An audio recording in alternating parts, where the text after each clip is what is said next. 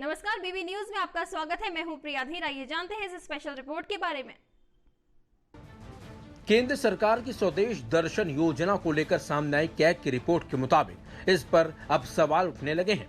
दरअसल भारत के नियंत्रण और महालेखा परीक्षक यानी कि कैग ने स्वदेश दर्शन योजना के तहत उत्तर प्रदेश में अयोध्या विकास परियोजना के कार्यान्वयन में कई गड़बड़ी पाई है। सीएजी के अनुसार उत्तर प्रदेश में अयोध्या विकास परियोजना के कार्यान्वयन में ठेकेदारों को लाभ पहुंचाने समेत कई अनियमितताएं पाई गई हैं। 208 पन्नों की रिपोर्ट में 18 जगह अयोध्या का जिक्र किया गया है। सीएजी ने जनवरी स्वदेश दर्शन योजना की शुरुआत 2015 से लेकर मार्च 2022 तक के परफॉर्मेंस को ऑडिट किया। इस पर लोकसभा में पेश की गई परफॉर्मेंस ऑडिट रिपोर्ट के अनुसार ठेकेदारों को 19.73 करोड़ रुपए का अनुचित लाभ दिया गया।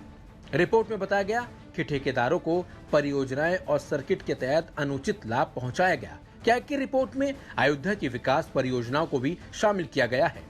कैग ने अपनी रिपोर्ट में अयोध्या विकास परियोजनाओं में ठेकेदारों को दिए गए अनुचित लाभ का पूरा विवरण देते हुए बताया कि उत्तर प्रदेश राज्य के निर्माण निगम की ओर से नियुक्त किए गए ठेकेदार को 5% की दर से परफॉर्मेंस गारंटी जमा करनी जरूरी थी। इसके अनुसार अनुबंध राशि 65.17 करोड़ रुपए का 5% कुल 3.11 करोड़ रुपए हुआ। वहीं ठेकेदार ने इसके नवीनीकरण के समय रिकॉर्ड पर कोई कारण बताए बिना ही परफॉर्मेंस गारंटी की राशि काफी कम जमा की गई थी।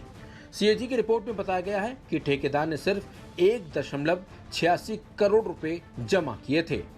रिपोर्ट में बताया गया है कि अयोध्या के गुप्तार घाट पर काम को समान आकार के 14 लॉट में बांटा गया था, जिसका काम अलग अलग निजी ठेकेदारों को सौंप दिया गया था। रिपोर्ट में इस बात का भी जिक्र किया गया है कि निष्पादन एजेंसी ने ठेकेदारों की ओर से प्रस्तावित वित्तीय बोलियों और दरों का तुलनात्मक विश्लेषण करने में सावधानी नहीं बरती। वहीं एक जैसी प्रकृति और स्वीकृत लागत के काम एक ही ठेकेदारों को दे दिए गए, जिसकी वजह से 19.13 लाख रुपए का नुकसान उठाना पड़ा।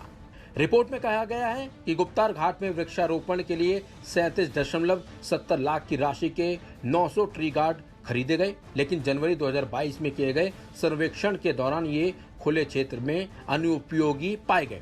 इसके अलावा रिपोर्ट में कहा गया है कि 3 ठेकेदारों को काम देने के बाद राज्य सरकार ने स्वतः संज्ञान के आधार पर उनकी जीएसटी रजिस्ट्रेशन रद्द कर दिया था। ऐसे में वो अब रजिस्टर्ड ठेकेदार नहीं थे, लेकिन एक ठेकेदार को उसके जीएसटी पंजीकरण के संदर्भ में कुल 19.57 लाख रुपए का अनियमित भुगतान किया गया। इस स्पेशल रिपोर्ट में फिलहाल इतना ही। ऐसी और खबरों के लिए जुड़े रहें बीबी न्यूज से।